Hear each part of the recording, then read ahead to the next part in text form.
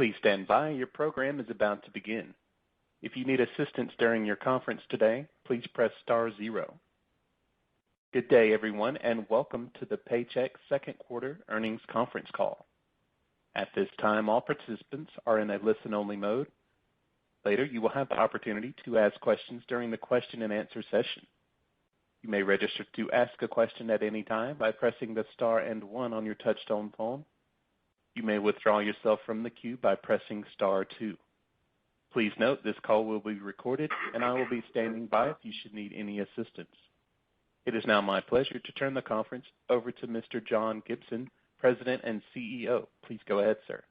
Thanks, Todd. Good morning, everyone. Thank you for joining us for our discussion of the Paychex second quarter fiscal year 23 earnings release. Joining me today is Efrain Rivera, our Chief Financial Officer. This morning, before the market opened, we released our financial results for the second quarter ended November 30th. You can access our earnings release on our investor relations website. Our Form 10-Q will be filed with the SEC within the next day. This teleconference is being broadcast over the internet and will be archived and available on our website for approximately 90 days.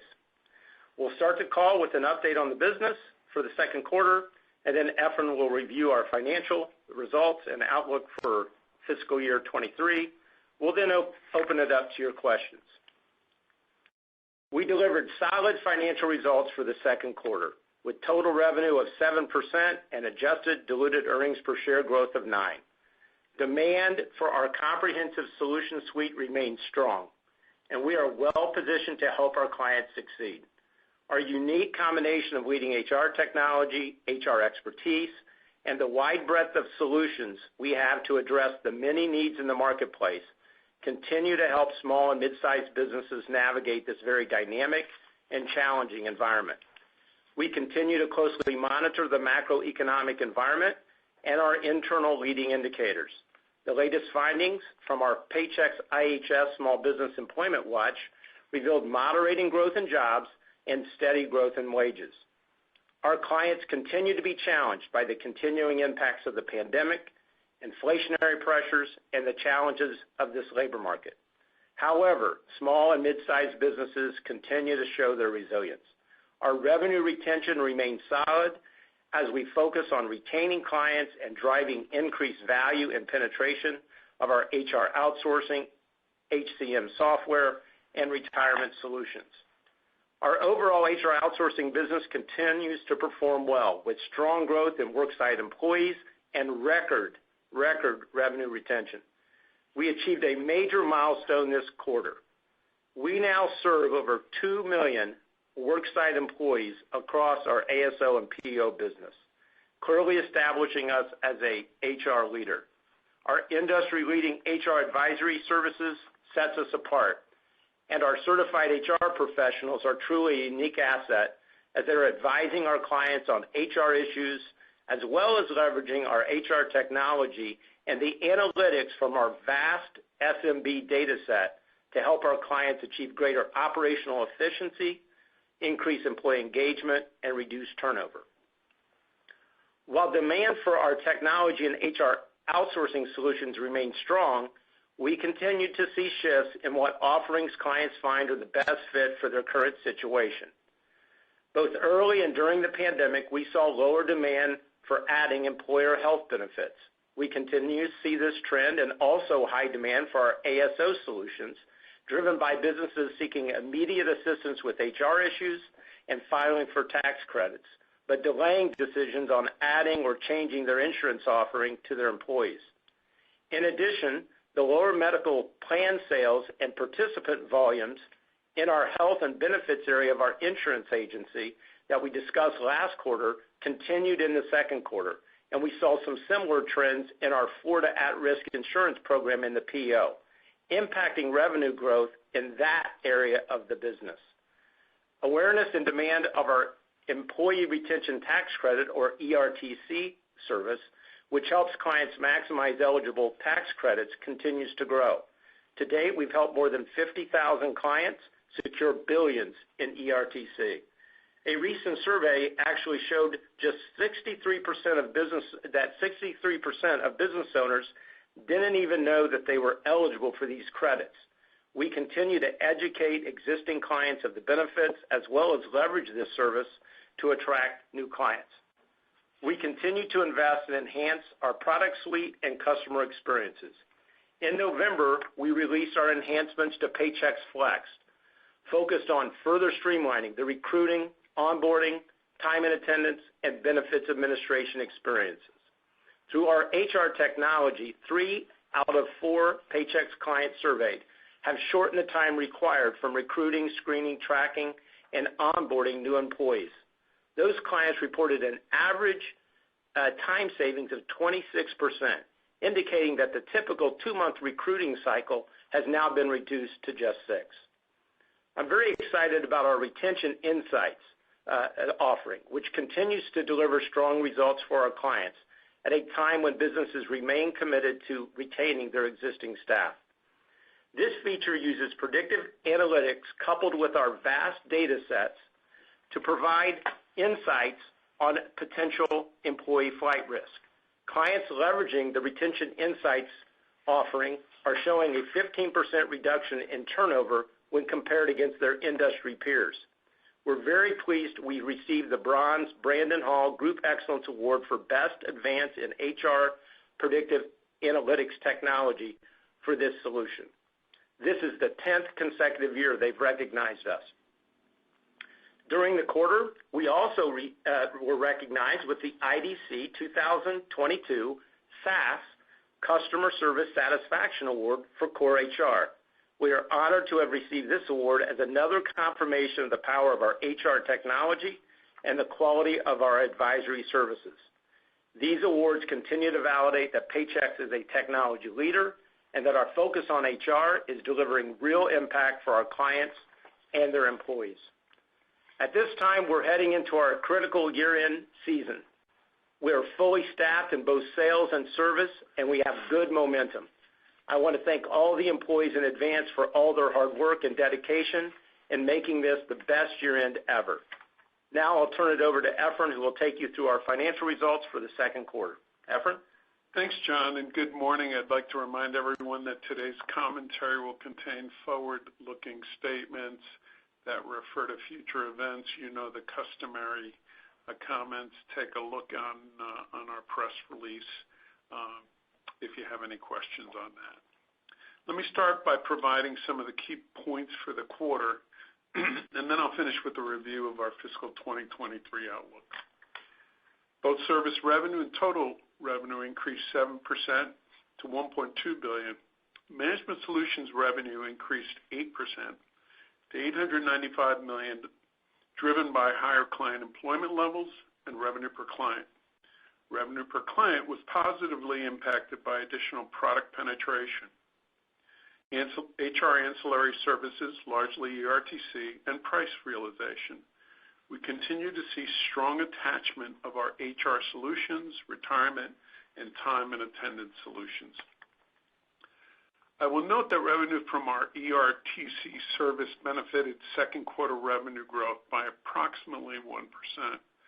We anticipated ERTC revenue would moderate in fiscal 2023, but strong demand and execution have led to better than expected results. While ERTC was a tailwind to Management Solutions growth for the first half, it will become a moderate headwind in the second half. PO and Insurance Solutions revenue increased 4% to $273 million, driven by growth in average worksite employees and revenue per client. The rate of growth was tempered by the impact of factors John previously discussed, including lower medical plan attachment and participant volumes, along with a mix shift to ASO. And I would just note on PEO and Insurance Solutions was significantly below the growth rate of PEO. Interest on funds held for clients increased 54% for the quarter to $22 million, primarily due to higher average interest rates along with growth in investment balances. Total expenses increased 7% to $718 million. Expense growth was largely attributable to higher headcount, wage rates, and general costs to support the growth of our business. Operating income increased 7% to $472 million with an operating margin of 39.7%, in line with the prior year period. Our effective tax rate for the quarter was 24.2% compared to 24.1% in the prior year period. Net income increased 8% to $360 million, and diluted earnings per share increased 9% to 99 cents per share. Adjusted net income and adjusted diluted earnings per share both increased 9% from the quarter to $359 million and 99 cents per share, respectively. Quick summary of year-to-date financial results. Total service revenue and total revenue both increased 9% to $2.4 billion. Management Solutions increased 10% to $1.8 billion. PEO and Insurance Solutions increased 6% to $556 million. Op income increased 10% with a margin of 40.4% with modest expansion year over year. And adjusted net income and adjusted diluted earnings per share both increased 12% to $731 million and $2.02 per share. Let's look at our financial position. It's strong with cash, restricted cash, and total corporate investments of more than $1.3 billion and total borrowings of approximately $808 million as of November 30, 2022. Cash flow from operations increased and was $686 million for the first half of fiscal 2023, and this was driven by higher net income and changes in working capital. We paid out quarterly dividends at 79 cents per share for a total of $569 million during the first half of 2023. Our 12-month rolling return on equity was a absolutely stellar 46%. Now, I'll turn to the guidance for the current fiscal year ending May 31, 2023. Our current outlook incorporates our first half results, obviously, and our view of the evolving macroeconomic environment. We have raised guidance in many areas, but moderated the range for PEO and Insurance Solutions based on factors previously discussed. Updated guidance is as follows. Management Solutions revenue expected to grow in the range of 7 to 8%. PEO and Insurance Solutions expected to grow in the range of 5 to 7%. Interest on funds held for clients is expected to be in the range of $100 to $110 million. Total revenue is expected to grow approximately 8%. Other income/expense net, and I just remind you that the net of our debt service plus earnings on our corporate portfolios, that number is now expected to be income of $5 to $10 million. Adjusted diluted earnings per share is now expected to grow in the range of 12 to 14%. Guidance for margins and effective tax rate are unchanged, although we do anticipate being towards the upper end of the range on operating margin and the lower end of the range on effective tax rate. Turning to the third quarter, we currently anticipate that total revenue growth will be approximately 6% and that operating margin in the third quarter will be in the range of 43 to 44%. Of course, all of this is subject to our current assumptions, which could change if there are changes in the macro environment. We will update you again on the third quarter call, and I will refer you to our investor slides on the website for more information. I'll now turn the call back over to John. Thank you, Efrain. Todd, we will now open the call for questions. Thank you, sir. At this time, if you would like to ask a question, please press the star and 1 on your touch-tone phone. You may remove yourself from the queue at any time by pressing star 2. Once again, that is star and 1 to ask a question. We'll take our first question from Ramsey El-Assal with Barclays. Hi, Ramsey. Hi, Hi there. Thanks for taking my question this morning, and happy holidays to you. Yeah, thank you. I had a question on the insurance business. I'm just curious, you mentioned lower medical plan attachment and the mix shift to ASO. what do you think is the underlying driver there? Is there any other color or insight that you have in terms of why that sort of those dynamics are kind of kicking in right now? Yeah, look, I think I'll step back a little bit and then I'll zero in on your question. I think our HR solutions, when you look at the combination of ASL and PO, continues to grow at double-digit rates. We're very happy with the progress there. As we said, we surpassed the 2 million employees served. And if you go back and think about that, in fiscal year 19, we were at 1.2 million disclosed. So that's a 72% increase. And then you think about that, we had 1 year of COVID where I think is probably like 3%. So very solid growth in both of those products. I think when you look inside, the agency has struggled. When you look under, there's a lot of economic pressure, I think, on employers and employees. Most of our insurance agency tends to attract first-time employers who are offering insurance for the first time. A lot of new business start type of driven activity. And I think in this environment, I think even though they would want to offer insurance to their clients, I think they're finding that it's economically difficult for them to think about adding that product. And then when we look at the participation rate, the other dynamic there is you need two things. One, you need an employer to buy it, and then you need employees to contribute their fair share.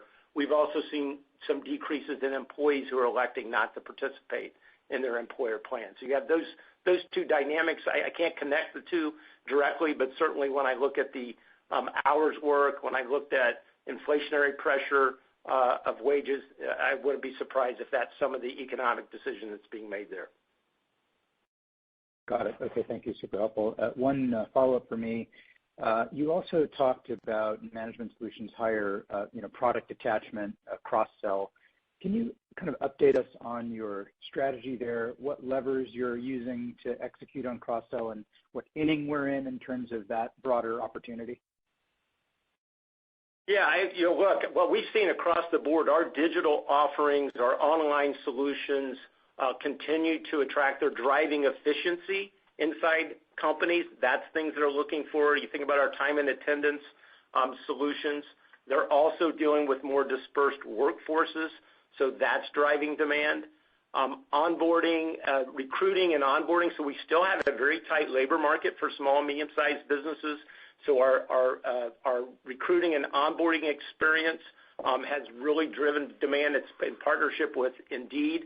As a matter of fact, I think the last time we reported, we were somewhere around 1.8 million employees hired through this new onboarding, hiring and onboarding experience, and we're approaching the 3 million mark in just 6 months since we last reported the numbers. So that's been very attractive as people are trying to attract and retain, and then our retention insights. So we go out, we have our HR professionals talking to our clients. It's interesting on the retention insights, we're actually doing behind the scenes insights through a data analytics team, and then we're actually flagging clients that we think have an issue, and then we're proactively going out to them and having our HR consultants engage them in a conversation. Fantastic. Thanks so much. I appreciate your comments. Thanks very much. Thank you. Thank you. Our next question comes from Bryan Bergin with Cowen. Hi, Brian. Hi, Brian. Hey, guys. Good morning. Happy holidays. Yes, sir. Wanted to dig in here just on some of the leading indicators and the demand environment. So just since you reported last and then over the last few weeks, can you just talk about what you're seeing in that new demand across employer size as well and offering?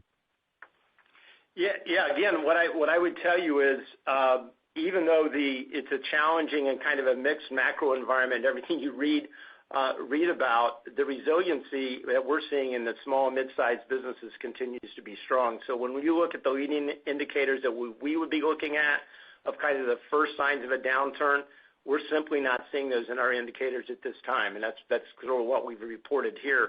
I think there's certainly been a roller coaster effect from the COVID perspective. Certainly, when you look under the covers, I think our mid-market customers and larger customers seem to be doing better than our small customers, and small customers seem to be doing better than the micro customers in terms of dealing with inflation and the recruiting scene. But when you look at it at the overall macro perspective, we're not seeing anything at this time in our indicators that would indicate any kind of downturn for small businesses. Okay. That's good to hear.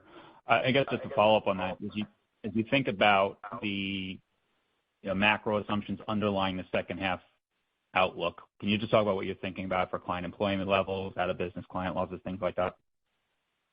I think it pretty at this point. I think we're assuming an environment that's similar to what we saw in the first half, and with this caveat, Brian, that as we've looked at quarter over quarter, you continue to see a pace that is moderating versus the previous quarter. I think that's the trend we think continues through the end of the fiscal. So while it doesn't represent a sharp departure, we still see continuing signs of moderation as we go through the year. Now that assumes that the impact of the Fed's rate raising continues to have the same incremental impact it's had in the first couple of quarters. What do I mean by that? I mean, right now what we see is it's having the effect of starting to tamp wage pressures. It's not having a dramatic impact on hiring, especially in the SME firms that we serve. If that started to change, it would change our assumptions. Right now, we don't see that occurring, but right now we're not at 5% short-term rates. We're going to have to monitor that, and there is just a note of caution that we have as we approach what they would consider their peak short-term interest. So no dramatic departure from the first half. Okay, understood. Thank you. Thank you. Our next question comes from Jason Kupferberg with Bank of America. Hi, Jason. Good morning, guys. Morning. Hi. Happy holidays. Thanks, Sam. I wanted to start just on Management Solutions with the raise of the revenue guidance there. Just which of the key operating metrics are you now bullish on? I mean, is it pricing, retention, bookings, checks per client? Yes. Yeah. So what's driving that, Jason, is let me pick a couple of those out and say where we're stronger, where it's not as strong. So obviously we expect client retention and revenue retention to remain strong. It's strong, and we expect that to occur during the balance of the year. We're seeing a little bit more increase in unit and unit churn on the low end. That's to be expected given the mix of the client base over the last couple of years, but it's coupled with very strong client retention. So higher value clients we're retaining, which is what we want to do. On the checks question, that's a good one because in the first half we saw good checks per payroll or pays per control growth in the first half. We don't expect it to be that strong in the back half of the year. So we expect that it moderates as we get into the second half of the year, partly simply because of the amount of growth that we saw last year. So that, but it still will be a positive contributor. We think that ERTC will still be a factor in the back half of the year, although I called it out in Management Solutions as moderating. It just won't moderate quite as much as we perceive it to be, and then we consider the demand environment to still be positive, and obviously think that sales will remain positive as we go through the year. So that's a little bit more color on each of those. Yeah, and Jason, I would probably add to that. I mean, we continue to see the demand for our HR solutions, both ASO and PO. We like the demand, what we're seeing, an increase in worksite employees, and the retention in those has been historic record high when you look at our HR outsourcing businesses, both of them at record high. So we've had solid revenue retention. across at the macro level. And then when you look at what's going on in the HR area, very, very positive results. So that's certainly helping us as well.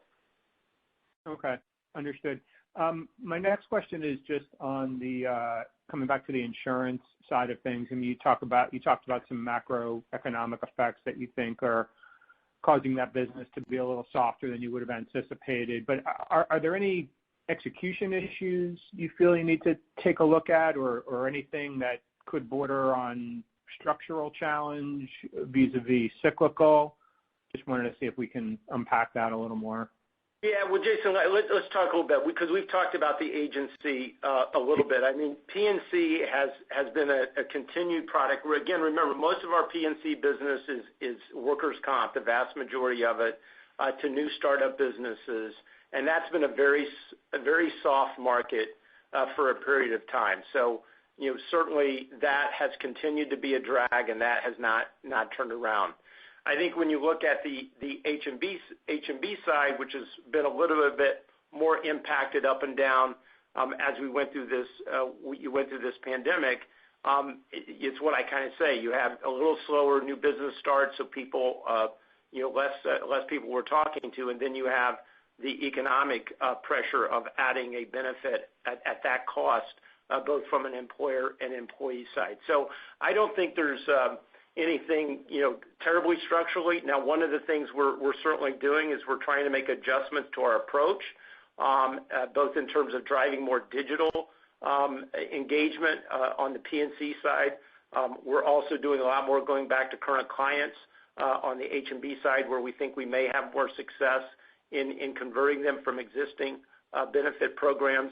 And we're going to continue to look at expanding our insurance product portfolio to meet the demands of the marketplace with some things that may be more economical. But I don't think there's anything major that we have those. But again, this is really a continued sluggishness with P&C, and then this kind of lack of attachment and lack of participation in H&B. Okay, that color's helpful. Thanks again, guys. Thank you. Thank you. We'll take our next question from Kevin McVeigh with Credit Suisse. Great. Thanks so much. Happy holidays, and John, congratulations on the first call, your inaugural call. Hey, I wanted to go into the puts and takes on the guidance a little bit. I mean, there's been a pretty sizable step up in float, which is pretty profitable, and then the swing factor on the other income's pretty profitable too. But we're kind of holding the EBITDA, and I know that the other income's below the line, but the float's above. Is there anything offsetting that, Efrain, or is that a little conservatism? Or just because it seems like you're overperforming in some of the more profitable parts of the business as opposed to not, and doesn't seem like that's flowing through. So is there anything I'm missing there, or just not thinking about that right? No, not really, Kevin. I mean, I think when you do the arithmetic, what you end up, and the color that I gave you was that we saw ourselves more towards the top of the range. So there is flow through on that revenue, and in the back half of the year, we don't assume that 100% floats through. We look at the year, position ourselves also to anticipate potential spending going into 24. We may end up outperforming that number, but at this point, we do always approach with an element of caution and conservatism as we go through the year.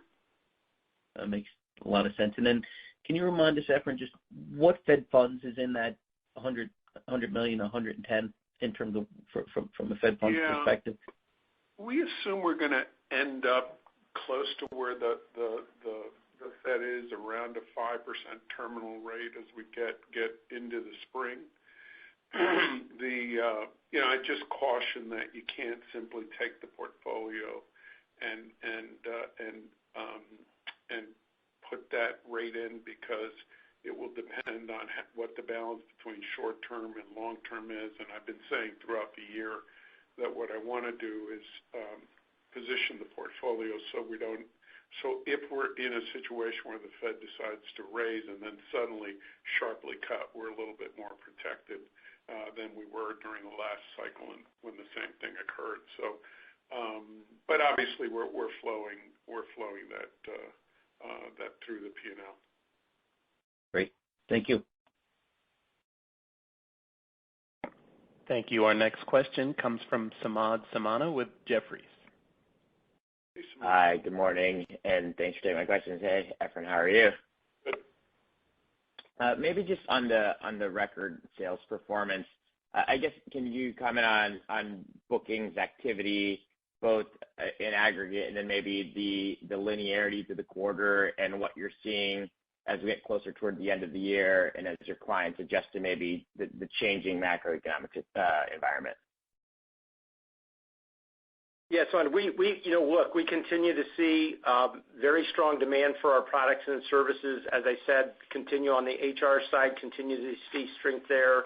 All of our digital products, we're not seeing a lot of change in the competitive landscape at this point at all. Again, we continue to find our clients are really struggling with dealing with inflation, and certainly our technology solutions are making them more efficient, so we've got a definitely efficiency play there. We're also helping them with the ERTC. Again, remember, I think our average is over $150,000 per client that we're helping them. We've helped 50,000 clients, and that's become a big economic help to them. That's helping us. We continue to see strength in the 401k business as well, as an attachment, a critical benefit that people want to have. Their state mandates, and that's becoming very popular as well. I mentioned time and attendance and all of our online services, this comprehensive group of online digital experiences that we're rolling out from recruiting. All of those are really resonating with the problems that small businesses are happening.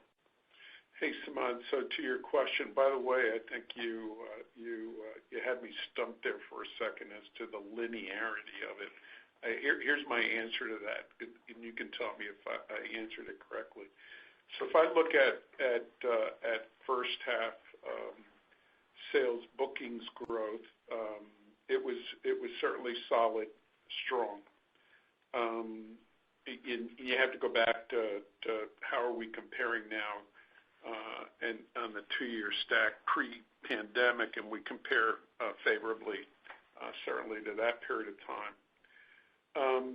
But the question for this business is, as everyone on the call knows, Q3 is a really important quarter, a most important quarter. So generally, when we line up strong in the first half, we end up strong in the second half. When we start to wobble a little bit in the first half, then it's a little bit tougher in the second half. I think, to John's point, we're well positioned for the selling season. The only caveat I would have is that we have to get through the selling season, see how we come out, to really kind of get a sense of where the year was. By the time the third quarter has rolled through, we're pretty much we pretty much know where we are for the year. So I think we're lined up well. I think that the numbers would suggest that, and we're in the middle of it. We'll report out more in the third quarter. Yeah, that's the color I was looking for, Efrain. And then maybe just I guess a follow-up on your own. I think that's about what your customers are doing. And you said that you're at the expected staffing levels. How are you thinking about your own maybe hiring going forward in the sales and marketing organization? How are you guys planning for based on the assumptions you made in your own guidance as well? Yeah, well, as we said, we're fully staffed both in sales and service going in to the selling season, which is exactly where we want to be given the demand that we're seeing. And we're going to continue to monitor that. We're being very cautious in adding above that at this point in time. I would say we do see some opportunities for investment, as Efrain said, and we will make those investments in the selling season if we see the opportunity to promote certain products and services that we think are resonating in the market. So we're holding back to be able to do that. If we see some sort of change, we know what the levers are. As we've said, we're the best operators in the business. We're going to continue to do that. We've got our hands on the levers, but we're not pulling them at this point because we're just not seeing that decrease in the demand that would merit that. Great. Wishing you and your families a great holiday season. Take care. Same to you. Appreciate it. Thank you. Thank you. Our next question comes from Kartik Mehta with Northcoast Research. Hey, good morning, John. Hey, good morning. Efrain or John, just thoughts on pricing, how it's sticking. I know, John, you said the competitive environment isn't changing, so I'm wondering how your customers have reacted to the most recent price increases that you had to put in. Well, Kartik, I would say our average revenue per client is like double digits. It's above even any of the pricing levels, and that's really driven by the value we're providing. And we've already talked about it, the attachment, the upgrading we're doing from the HCM to the HR solutions, the attachment we're seeing from our digital experiences that we're adding. So from a revenue per customer as well as a revenue per new sold customer, we've actually are doing very, very well there. So I think it demonstrates the value, and I think it demonstrates the pricing power that we have. And then just looking at the balance sheet, obviously the balance sheet's in great shape, and if the economy slows and maybe valuations come down, just your thoughts on maybe buying back stock versus M&A opportunities. What makes more sense for Paychex? I don't think anything's changed, Kartik, in the sense that if the right opportunities for M&A came along, we would obviously be constructive on those opportunities. We have a range of opportunities in the funnel that we're looking at, and sometimes we see opportunities that may be worth going after more aggressively. At this point, I think that we have the normal set of opportunities that we have in the funnel. With respect to buying back shares, I don't think we've changed our outlook in terms of, at this point, buying back based on our desire to combat pollution. So I don't think a lot has changed in that sense. I do think the environment, and John can also talk to this, but the environment looks more productive for doing both tuck-in acquisitions and a little bit larger scale M&A, and we're very interested in doing that. Yeah, I think that onto that, Kartik. Look, I think the market is changing for sure. We've always, I think, had a very similar position. The position's not changed. I think the opportunities are changing, meaning they're presenting themselves at more reasonable valuations. We always are, I think, known to be very conservative and good allocators of capital. And it's not that we've not been interested in doing M&A or going after some technology bolt-ons, but the valuations have just been unreasonable for us to be able to cross that barrier. And at least what we're seeing is we're starting to see some moderation there, and we're going to continue to be as active as we have been in the past. And hopefully we can get to a point where the market valuations match what we think is a reasonable amount to pay for some of these businesses we're interested in. Oh, perfect. Thank you both. I really appreciate it. Thank you. Thank you. Our next question comes from Bryan Keane with Deutsche Bank. Hi, guys. Good morning. Just thinking about wage inflation or just inflation in general, what's the direct effect for Paychex? Is it less attachment, less spending from the client that you'll end up seeing? Well, so let's talk about wage inflation. First of all, I'd probably tell you that we have wage inflation, but it's been moderating. If you look at our Paychex IHS index, we've been steady for the last 3 months at about 5%. And that's actually kind of moderated a little bit from what the increases we were seeing before. When you think about the wages in certain parts of our business and certain pricing models in the PO in particular, some of our pricing is based on a percentage of wage, similar to what's in the industry, so that can have some uplift. But in general, the wage rate does not have a big impact on our revenue. And it typically doesn't have a big impact on their appetite to buy attachments or spend more with you guys? Not really. I don't see that. I've never seen that analysis that would indicate that. The one thing I would probably say, look, the number of employees, worksite employees, is the key driver in our HR businesses, checks in the payroll side of the business. The more people that are employed, the more people that are getting checks, the better. One of the things that I would tell you that we're seeing in terms of the impact of inflation on employees is they're now working more hours. That's one component that we see. A recent survey of the American Association of Staffing actually found that 58% of adults are looking at potentially adding a second job. We are beginning to see people getting checks at two different places within the client base. As you can imagine, that's a check is a check. And so again, if you see that type of where people are going and working more, working at more places, getting more checks, that's positive for our business. Got it. No, that's helpful. And then obviously, as you guys talked about, the key selling season is happening over the next few months. What are your guys' expectations for new client growth? Is it, I always think about 2 to 4%. Is it high end, low end of that as you head into the season? So Brian, I think typically we say 1 to 3%. We will see where we come out of the range there. We expect it to be a good season. I think that's about as much as I can say, as we're in the midst of it. Great. All right. Happy holidays. Thank you. Same to you. Thank you. Our next question comes from Eugene Simuni with MoffettNathanson. Thank you. Good morning, guys. Eugene, that was a good pronunciation of your last name. It's not an easy one, so I always appreciate a good try of it. Hi, guys. I wanted to come back to the PO insurance for a second, if you don't mind. A lot of questions have been answered on the insurance side of things.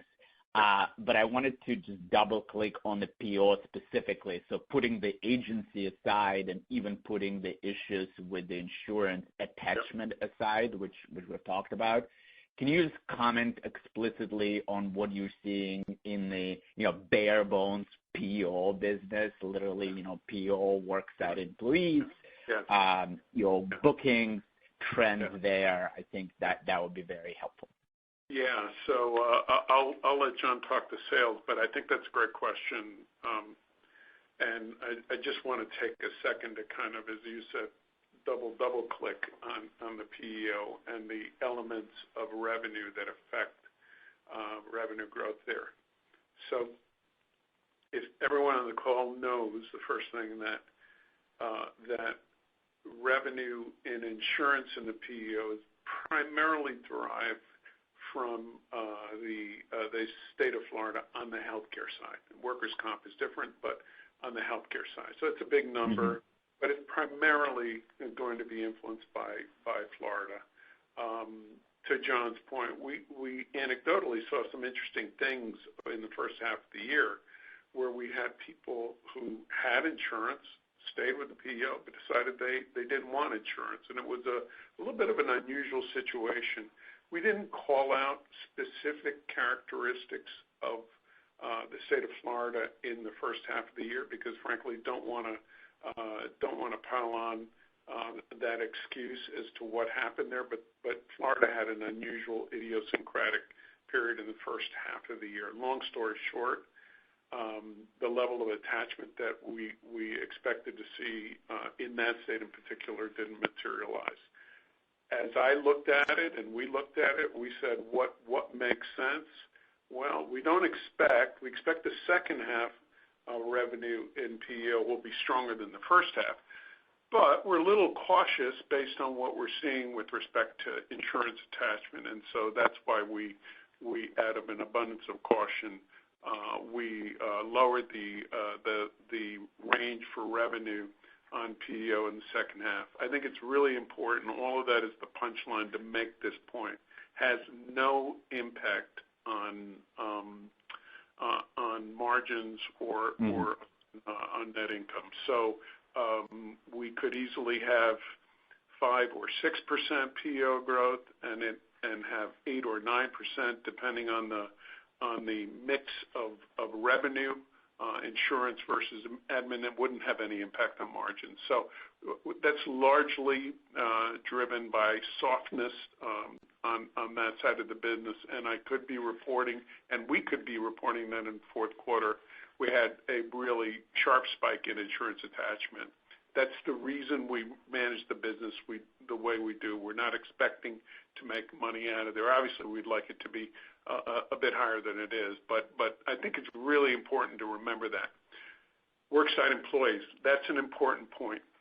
What we're seeing solid growth in worksite employees in PEO, in the PEO business, which is one thing that encourages me in terms of the back half of the year. So we're not seeing softness in terms of worksite employees, excuse me, and that's really the driver of profitability in the business. You don't have the work sites, you're not going to have it. So it's a little bit digging in. You asked the right question.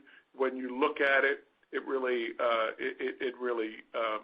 the fundamentals beneath the issue of insurance look solid. I'll let John talk to what's happening on the sales side. Yeah, no, you look, our reference point, this insurance attachment thing is localized to Florida. Our attachment rate in the PO for our clients in Texas has no impact on our revenue at all. And so the fact that it does in Florida has an impact. But look, I think the PO value proposition is still strong. It's still very solid. You look at evidence of that. I look at our revenue retention, and our retention of clients there is at near record levels, very strong. We continue to see a strong worksite employee growth. And so, again, I feel really good about where we are positioned. We're fully staffed there. We're into the selling season and very confident that we have the right products and services for that market. So, again, if dynamics in the market change, I would expect those are going to impact others just like they impact us. Got it. Well, thank you for this very comprehensive double click, very helpful. And then for my follow-up, actually wanted to ask on the kind of HR management side of things. On the competitive landscape, was curious if you can provide your thoughts on any competitive pressure you are seeing from the trend of embedding payroll into software solutions. So, we're seeing obviously a lot of the payments providers, software providers looking to expand their offerings with other business modules, if you will, and payroll is always at the top of the list.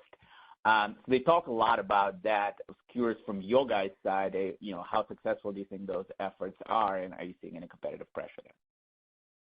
I would say that I've not seen a dramatic change in anything, and not seeing any type of new entrants that are worrisome in terms of what I think about our growth. I think probably the other point I would make is that one of the things I think it'll be interesting to see as we go into the selling season is some of the upstart competitors who don't need to necessarily make money, whether or not they'll still be able to approach the market and marketing spend, et cetera, in the same way they have in the past. So we've already seen, I think, some of that dialing back. So not that I'm seeing in any of the data that I see that I'm seeing them having an impact. And Eugene, I'd go back probably 3-4 years ago, and one of the fintech providers, a good one, embedded payroll, and our stock traded down, I don't know, like 3% in a day, and I was getting calls about why, and said, such and such has an embedded solution on payroll. I think, look, the surest way to stumble is to act arrogant, and we're not arrogant about those folks. We've looked at, by the way, some of the people that you cover, and think there's an opportunity in the market for those solutions. They're just not a dramatic impact. We've never seen a dramatic impact on us, because the other thing you need to think about, or the other thing to consider there too, is depending on what part of the market you're addressing, especially on the low end, there's a benefit to having some level of service attached to payroll, not obviously in the enterprise space or in the upper end of the market, and that ability for simple payroll, we've got that pretty much covered with SurePayroll. Yeah, got it. Well, thank you very much, guys. Happy holidays. Thank you. Happy holidays. Thank you. We'll take our next question from Peter Christensen with Citi. Good morning. Welcome, John, and happy holidays to all. Efrain, I want to ask a question about, you called out working capital as a benefit this quarter. Wondering if that's indicative of changing activity with some of your staffing clients, and if that's, a tea leaf into perhaps what's going on more macro-wise, and then just had a quick follow-up. Wow, great question, Pete. So the short answer to that is, if you look at the comparable period last year, the staffing business really rebounded significantly, and so we had a net use of working capital as the receivable balances grew. The staffing business continues to be pretty strong. Staffing funding business, just so everyone on the call knows, that's our advanced partners business. But we don't have the growth in receivables that we had last year. So as a consequence, from a net change in working capital perspective, we didn't have that use of funds. So that's really what's driving it. Just a quick advertorial on the staffing funding business. It's doing well, and we're continuing to see growth in that part of both our business and the market as a whole. That's helpful. Thank you. And then I just want to dig a little bit deeper into the last question, particularly dealing directly with merchants on the merchant side. How are you guys? Are you guys pleased, or wondering if you just qualify how things are going with channel sales? And I know you have a relationship with Clover, and I think you have some other channel distribution partners. Just if you could talk about the sales efficiency that you're seeing there, that'd be helpful. Thank you. Yeah, I would say in our business development, you're continuing to add additional channels. It's still, I'd say, a small portion. Still, when you look at where we're getting our clients, it's from our CPA partners, it's from our existing clients referring us, it's from digital marketing, and then we have a cadre of business development we continue to add to them. So we continue to do that. I'd say I'm pleased, but I'm not saying that I see anything. Again, it goes back to my prior comments. I've not seen a major shift which says, oh my goodness, this is a big emerging trend or emerging threat. They're incremental, they're helpful. There's obviously a segment of the market that looks for that type of integrated solution. And as Efrain said, as their needs get more complex, what we tend to find is they migrate into one of our HCM solutions and are getting into our HR products. I don't know if that makes sense. If it's simple, if you're looking for something very simple and the integrated is important, the minute you have one of these modules that's sort of an add-on, and then you get into complexity, that's where the service model kind of breaks down, and you kind of see this unbundling start to occur. So there's a portion of the market that I think it makes sense for. We're continuing to look at that. But again, when we look up at particularly our HR businesses and where we're seeing the need for our digital offerings, not so much. I think it's less important to those clients. Oh, that's real helpful color. Thank you both. Great holidays. Thank you. Happy holidays. Thank you. We'll take our next question from James Faucette of Morgan Stanley. Great. Thank you very much. And just a couple of follow-up questions for me. First on margins, it seems like we're pretty near peak levels right now. How should we think about the durability of these margin levels going forward? And particularly a question we get a lot is, if we were to see a recession and revenue growth were to be impacted, how should we anticipate that would impact margins, and what levers do you have to get us to the higher end of your margin outlook versus perhaps going back to the lower end? Yeah, so let me answer that too, then I'll throw it over to John. Look, I think, James, and we get that question a lot, I think it's part of the transformation that the company has gone through over the last year, I would say 5 years in particular, especially post, I'd remind everyone of the investments that we made post tax reform and that we delivered on. Our intent was to accelerate the transformation to look much more like a technology company than what we had been before, which was certainly a perfectly well-functioning tech services business, but more technology. So you hear a lot of what we say, but don't, I think, see the background of it as much. We deploy a lot of technology in the background, and I say this in many of the calls, where today's tech service is tomorrow's technology delivered by a set of technology tools on the back end. And we feel really passionate about the ability to deliver service, but service delivered through state-of-the-art technology. What's the point of all of that? The point of all of that is that if you can do that, and if you can do it successfully, then you get margin expansion of the type that we have been driving. We think there's still a long road to go in terms of our ability to fully optimize and digitize everything that we're doing. And as a consequence, we challenge ourselves every year to look at a range of potential investments that can drive margin improvement balanced by investments that also drive revenue growth. So we're trying to play those off. And the short answer is, yeah, I think if you were 5 years ago, if you said we'd hit 40% and then we'd be talking about the potential to expand beyond 40%, look, I wouldn't have known that with precision that we were going to be there, but that's exactly where we're at. There may come a day where we say, hey, look, I don't think for the growth of the business, the level of investment we need to make in the business, we can really continue to leverage, but we're not at that point at this stage. I'll turn it over to John for comments too. Yeah, I mean, I think you covered it. I mean, I said from the start, we are known as the best operators in the business, and that's something I'm very proud of to have been part of, and it's in our DNA, and we're going to continue to do that.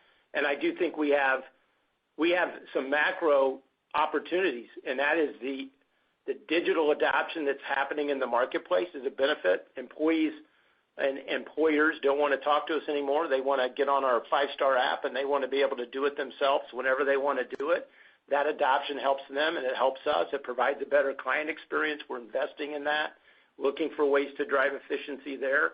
So that macro adoption, and then what we're doing in digitizing our back office is another opportunity at different points that I think we still have runway on, and we're still continuing to invest in and push in and continue to move on. So I think there's plenty of opportunity for us to continue to look for ways to not only provide digital solutions to our clients, but also continue to digitize what we're doing in the back office. And that's in all areas of the business. I mean, you look at our digital sales, unbelievable growth in that mode of selling over the last decade and over the last 5 years as we've invested in that.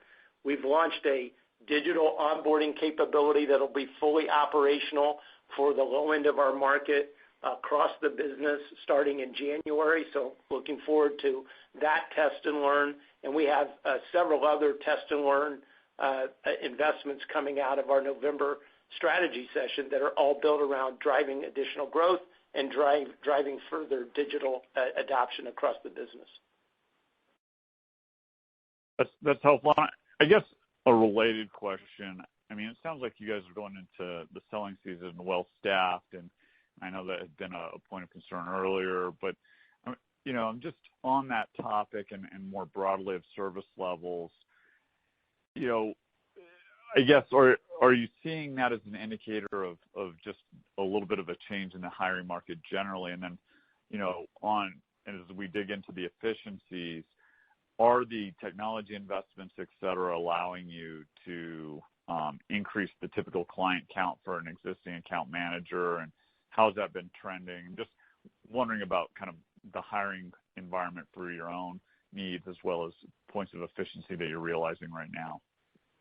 Yeah, I would say the hiring environment for us, I think, like most people reporting, has stabilized. Much different than it was probably a year ago. When we were sitting here a year ago, we were not fully staffed to where we would like to be entering the selling season and the year-end season. And we sit here today fully staffed, fully trained, and prepared to execute going into that. So it's a much different hiring environment for us as well.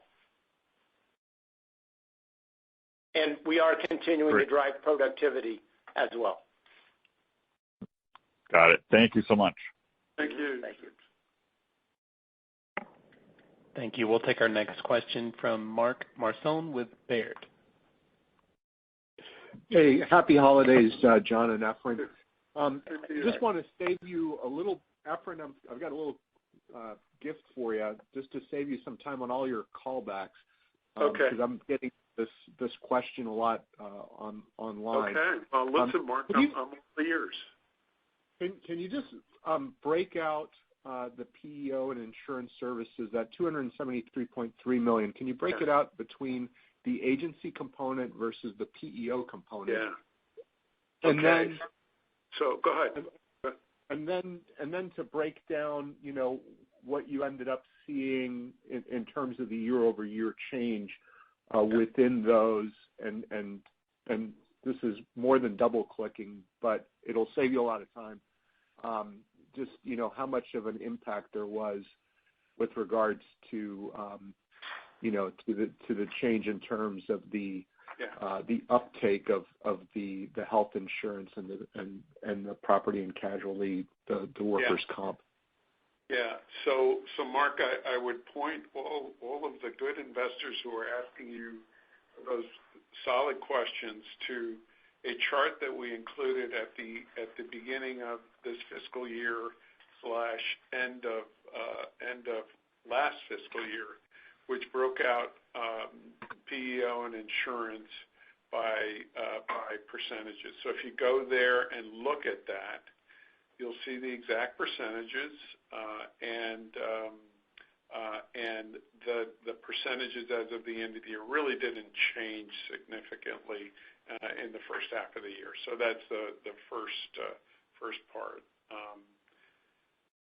The second part is roughly half and half is H&B,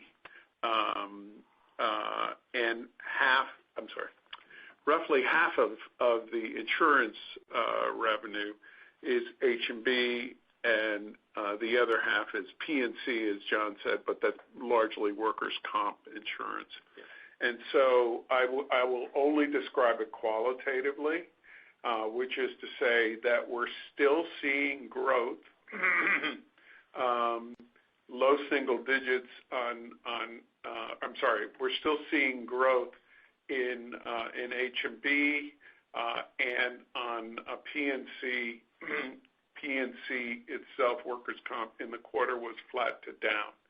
So the impact of a really soft insurance market, which was different than it was 3-4 years ago, is weighing on that. So in summary, that word salad says look at the end of the quarter, end of the last fiscal year. I got a breakout on management solutions and also on PEO and insurance. It's there.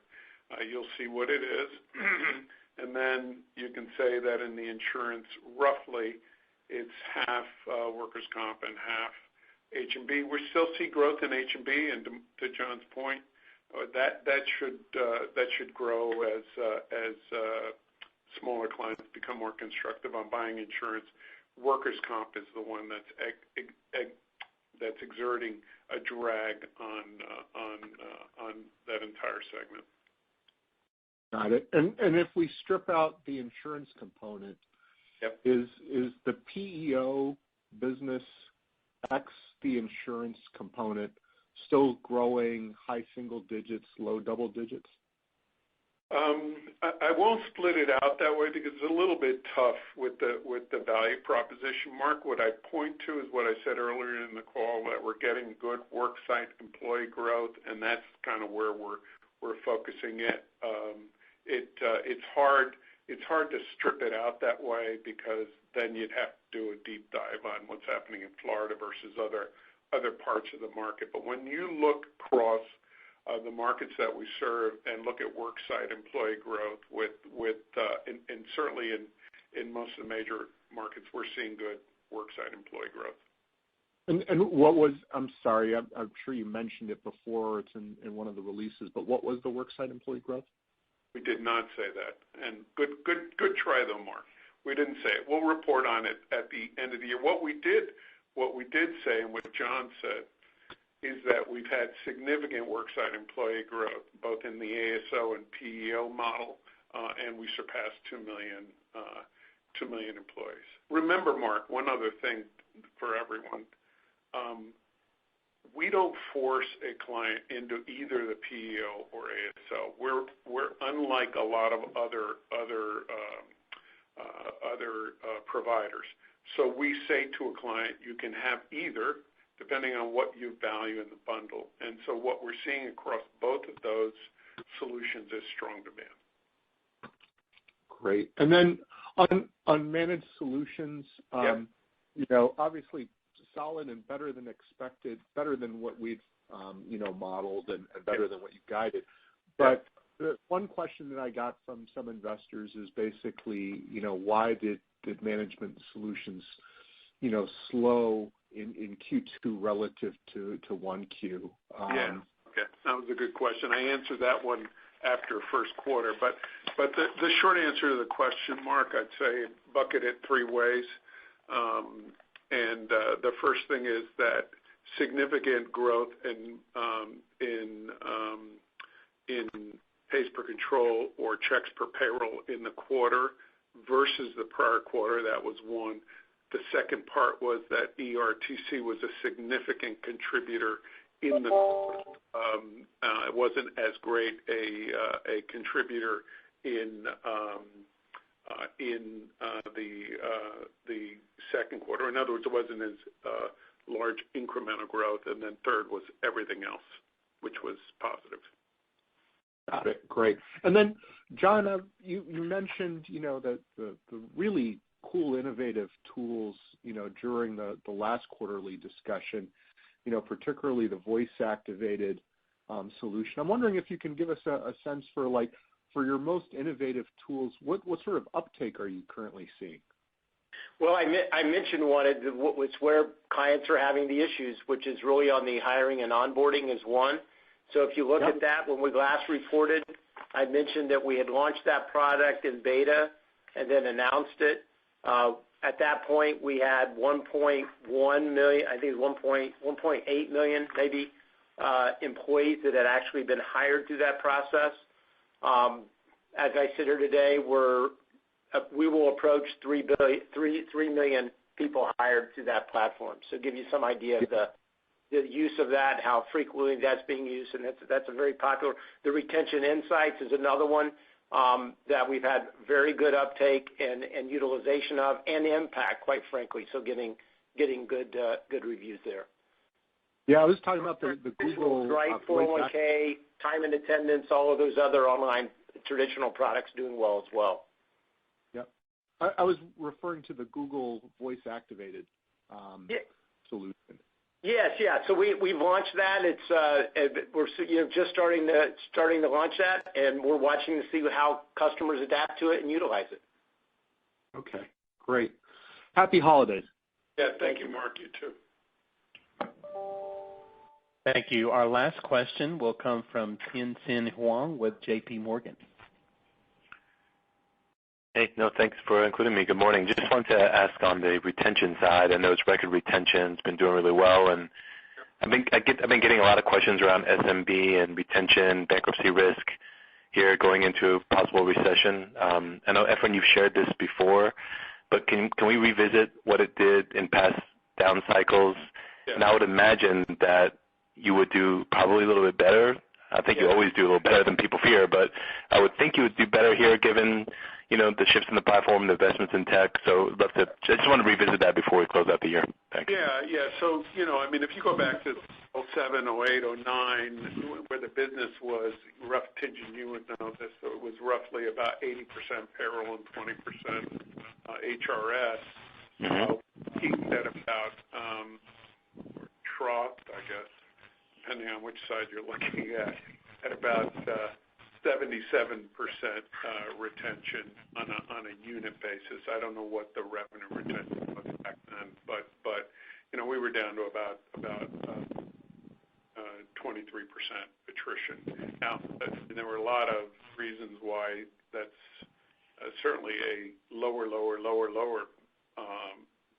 band, but not to mention the fact, Tingen, as everyone on the call knows, that right now, if we just isolate pure what we would have called payroll, that's less than half of what we sell. So the rest of the stuff, when you attach in our model, creates and generates better retention.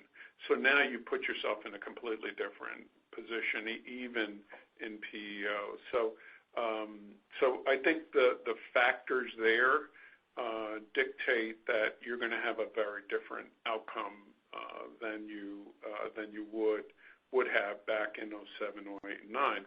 One other point that I would add to that, I mentioned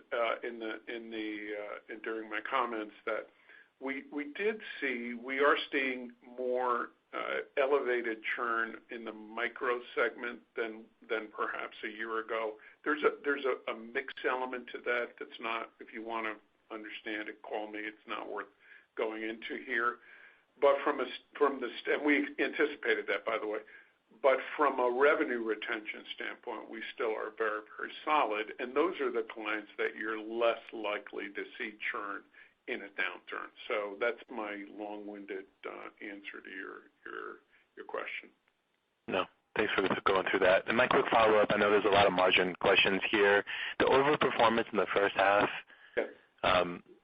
any surprises, or what would you attribute or rank the big contributors to the margin overperforming here so far? Tingen, I hate to use kind of a very generic answer to the question, but it is the very generic answer to the question. We had an expense plan and we beat it. Okay. So there was some mix effect. I mean, I don't want to say that Management Solutions overperforming the way it didn't impact. It did, so I think that's part of it. But also expenses were better in the first half. Got it. No, look, I like the simple answer, so I appreciate that. Have a blessed holiday. Thank you. Thank you. You too, Tingen. Thank you. And we have no further questions at this time. I'll turn it back to Mr. John Gibson for any additional or closing remarks. Thank you, Todd. Well, at this point, we'll close the call. I would like to thank you for your support during my first call as President and CEO. I look forward to getting to know each and every one of you better in the future. I know we've got a chance to talk to some of you. I'm sure we'll get a chance to talk to more. If you're interested in a replay of the webcast of this conference call, it will be archived for approximately 90 days. Again, I want to thank you for your support of Paychex. I hope all of you and your families have a happy holiday and happy new year. Thank you. This concludes today's call. We appreciate your patience. You may disconnect at any time.